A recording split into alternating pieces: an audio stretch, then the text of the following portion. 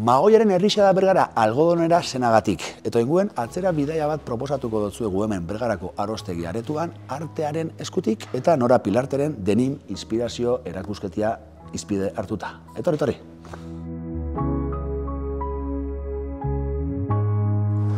Kaixo, Nora. Kaixo, Jokin. Ongi etorria. Eskerrik asko.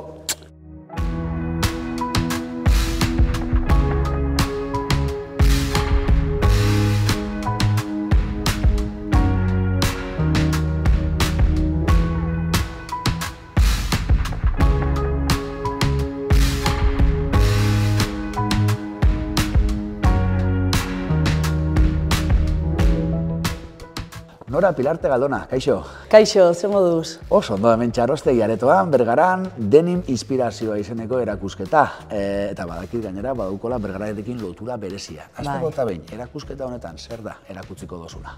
Bitu, hemen Arostegi Aretoan, erakusten ari naiz momentu honetan, bi talde mota, bi mota desberdinak, nire lanekoak. Alde batetik urdinak, serie bat dena nizin gainean, urdina, dena, ditzen dela hor daudenak. Eta beste alde batetik, denimen gainean egindako lanak, marrazkiak. Ederto, denim, ez dakixen ikusentzuliei begira, zer da? Denim ditzen da, tela bakera ditzen da baita ere jeans edo blue jeans, eta esaten dute denim esaten zutela hitza nimesengatik. Frantziako hiria, hor datorrela. Baina da, gu dakigunez, jeans edo tela bakera. Ados. Oial bakeroaren gainean egiten dituzu artelanak. Eta lehen aipatu dugun moduan, askotan oiala jaso bai, baina ez dakizu nola bukatuko duen, ezta? Konta iguzu hori. Hori da. Ni hasi nintzen lan egiten tela honekin, baina gero etorri nintzen Bergarara, zeren hemen ditut lagunak, algodonerakoak, eta kontatu nien, nola ikusi nuen New Yorken joan den urtean erakusketa bat deninena. Eta nola nintzen lan egiten, eta esan zidaten, bueno, kotxea daukazu gertu, dakagu pari bat zuretzako, ez? Eta eman zidaten, oiala hau.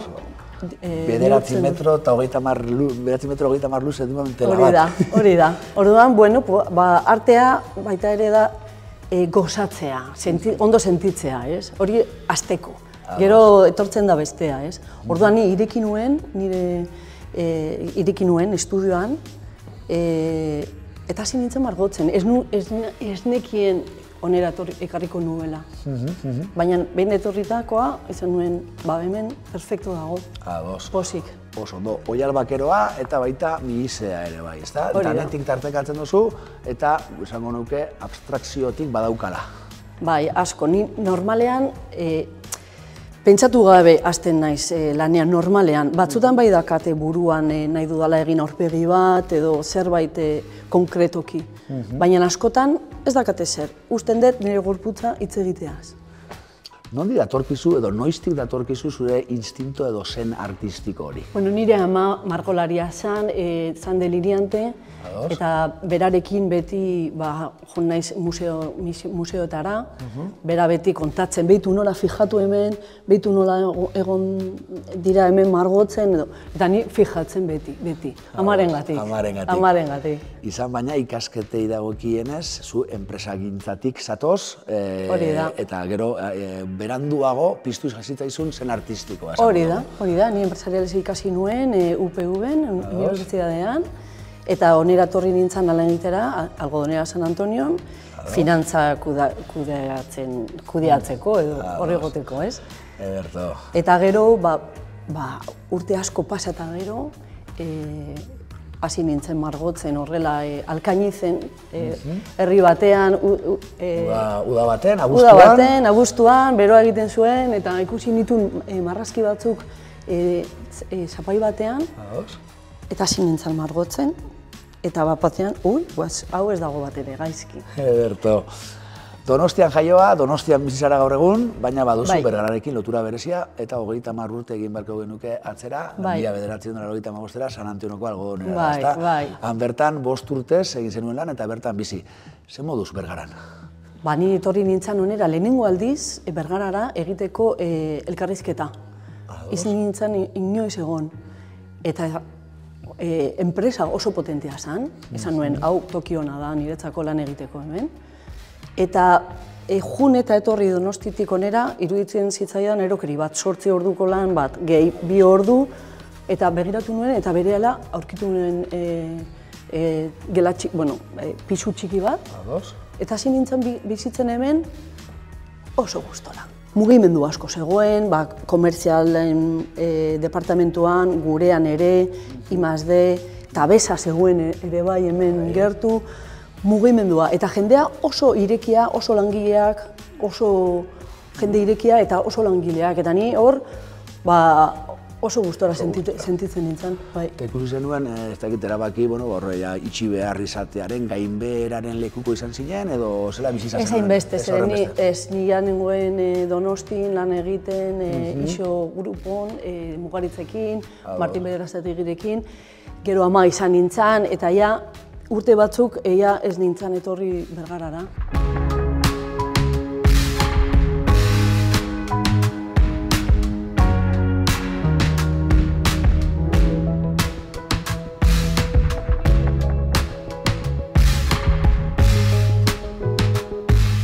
Erakusketak zabalik jarraituko dago, maiatzaren 4 arte jarraituko dago zabalik, ez dakit ze harrera izan duen lehenengo egunetan, ze feedback jaso dozu? Ikaragarri ona, zeren egin genuen hemen inaugurazio bat, eta Donostitik etorri ziren 30 pertsona. Orduan nire ama, nire aita, nire amaren bikotea, nire anaia, nire koinata, eta hemengo alkatea, eta nire lagunak algodonerakoak. Ezin da gehiago eskatu.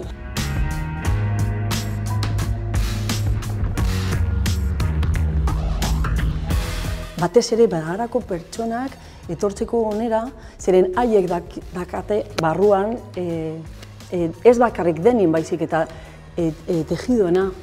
Izan da bau labia textil, ez? Eta horregatik mahonero, ez da, izatearen hori. Bai, orduan, mesedez, etorri ikustera. Ederto, gu bitartean, erakusketatik buelta bat emango dugu, zure artelanak ikusteko. Mila esker, zuri.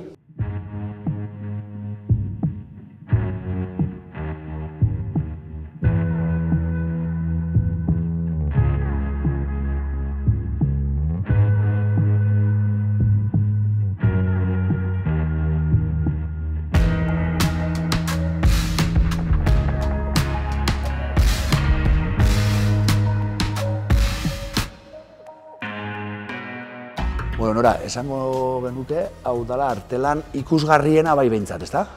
Bai, zeren, baina neurriaren gatik, 9 metro eta erdi iaia, denimena, bakarrik sartu ditut 2 kolore.